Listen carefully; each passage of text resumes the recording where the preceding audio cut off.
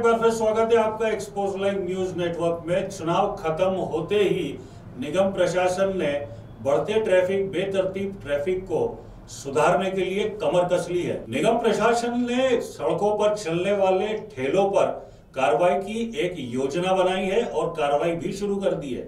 वहीं अवैध रूप से बिक रहे मटन मार्केटों और मटन की दुकानों को भी बंद करने की कमर कस ली। देखिए मेरी एक विशेष रिपोर्ट। लगातार शहर में बढ़ रहे ट्रैफिक के कारण रोज कुछ न कुछ हादसे होते रहते हैं, जनता को परेशानी होती रहती है।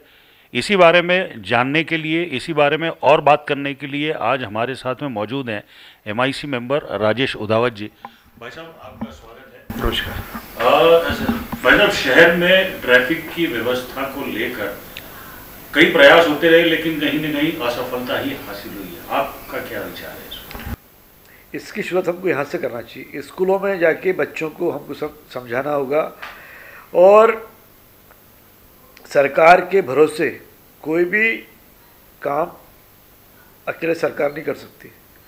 उसके लिए पूरा एक टीम वर्क होता है। जिस प्रकार से शहर के नागरिकों ने आज स्वच्छता अभियान को एक आंदोलन के रूप में खड़ा किया पूरे शहर में, और इंदौर का स्वच्छता का मंत्र आज पूरे विश्व में गूंज रहा है, उसी प्रकार से SDM, नगर निगम के अपर आयुक्त और पुलिस के यातायात विभाग के DSP, एडिशनल SP, ये सब मिलकर सड़क पर उतरेंगे तो निश्चित रूप से यातायात को सुगम करने के लिए बहुत सारी जो दिक्कतें हैं, परेशानियां हैं, जैसे फुटपाथ पे व्यापारी वर्ग आगे तक लेके दुकान पर दुकान के बाद उसका दुकान का सामान, और फिर सामान के बाद उसका दुकान का बोर्ड, फिर दुकान पे आने वाले ग्राहक की गाड़ी सड़क के ऊपर। तो जब एक संयुक्त रूप से जब टीम बनेगी तो फुटपाथ भी खाली होंगे।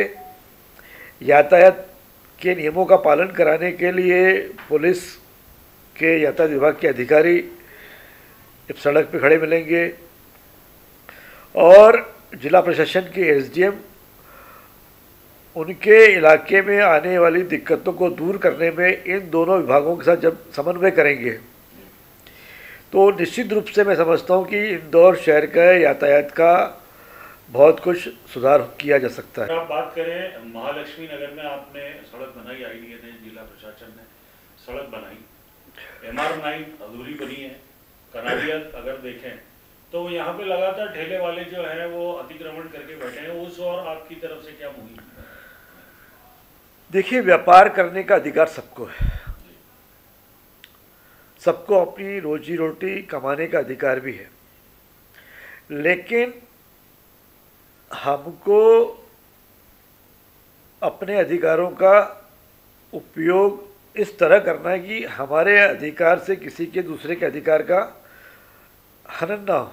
अब जिस प्रकार से शहर में जो देखने में आया है, जो मैं समझता हूँ कि एक जिम्मेदार व्यक्ति जो रोजी रोटी कमाने के लिए सड़क पर उतरता है, कोई भी व्यक्ति नहीं चाहता कि वो सड़क पे घूम घूम के व्यापार करे, पर उसकी मजबूरी होती है कि आर्थिक रूप से वो सक्षम नहीं होता या दूसरी बहुत सारी चीज़ें होती। उसके लिए नगर निगम के द्वारा हक्कर जोन अलग अलग शहर के अलग अलग हिस्सों में बनाए जा रहे हैं। तो जैसे बंगाली कॉलोनी में अपने बंगाली ब्रिज के नीचे हक्कर जोन बनाया, मूसाखेड़ी के उधर 3 इमली के वहाँ पे ब्रिज के नीचे बनाया, पिपलेहारा में पिपलेहारा तालाब के पास बनाया। ऐसे शहर के अलग अलग हिस्सों में, मल्हारगंज के पास भी हमने बनाया। तो शहर के अलग अलग हिस्सों में हॉकर जोन बनाए जा रहे हैं। अब लेकिन देखने में ये आता है कि शहर के अंदर कुछ लोग ऐसे माफिया के रूप में खड़े हो गए हैं जो अपने ठेले और ठेले के साथ बेचने वाला सामान उस व्यक्ति को किराए पे देते हैं। और ये जो लोग हैं, ये फुटपाथ पे, सड़क के किनारे, सड़क के ऊपर, चौराहे पर जाकर अपना व्यापार व्यवसाय करते हैं, जिसके कारण यातायात के आवागमन में दिक्कत होती है। निश्चित रूप से इस विषय को लेकर हम आने वाले समय में जिला प्रशासन के अधिकारियों से भी और हमारे नगर निगम के अधिकारियों से भी चर्चा करेंगे और फुटपाथ को खाली कराने का अभियान नगर निगम को चलाना चाहिए, ऐसा मेरा सोचना है। भाई साहब, अभी चुनाव खत्म हुए हैं, भाजपा ने को बहुमत मिला है, राजस्थान में भी बहुमत मिला है, राजस्थान में भी कई हिंदूवादी नेता जो है वो सक्रिय हो गए हैं और जो कहीं ना कहीं बात सही भी है कि खुले में जो मांस बिकता है, अवैध रूप से मांस बिकता है, उस और आपकी क्या रणनीति रहेगी? देखिए, अवैध रूप से मांस का विक्रय करना गैर कानूनी है, नियमों की अवहेलना है और मैं इसका कड़ा विरोध भी करता हूँ। व्यापार करने का अधिकार सबको है, लेकिन आपके अधिकारों से किसी और का नुकसान नहीं होना चाहिए। आपको इसके लिए जो नियम कायदे कानून है उनका पालन करना चाहिए। जब सरकार ने बोला कि आप उसको एक काले कांच के अंदर बॉक्स बनाकर उसका विक्रय करना है, उसके जो नियम है, साफ़ सफाई रखना है, उन सब नियमों का पालन करना चाहिए।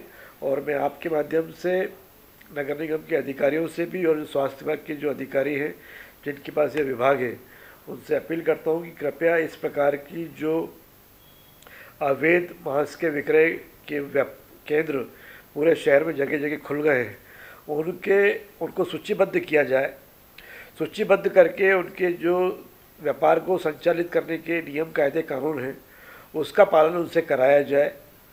उनको भी परेशानी नहीं होना चाहिए, वे व्यापार करें, लेकिन उनके व्यापार से हमारे जो दूसरे जीव दया या अहिंसक परिवार है या ऐसा परिवार जो इस प्रकार के बच्चों को देखकर उनका मन विचलित होता है, खराब होता है, ये निश्चित रूप से उसको बड़ा पीड़ा होती है। कुल मिलाकर निगम इस पर स्ट्रिक्ट एक्शन लेने ये निगम, जिला प्रशासन और व्यापारी, हम सबकी सामूहिक जिम्मेदारी है कि हम इस शहर में एक अच्छा वातावरण दें। इसके लिए व्यापारियों से भी अपील करता हूँ कि वे सरकार के द्वारा जो बनाए गए नियम उनका पालन करें और नगर निगम के अधिकारियों को भी आज निर्देश मैंने दिए हैं कि वे इन नियमों का पालन करें।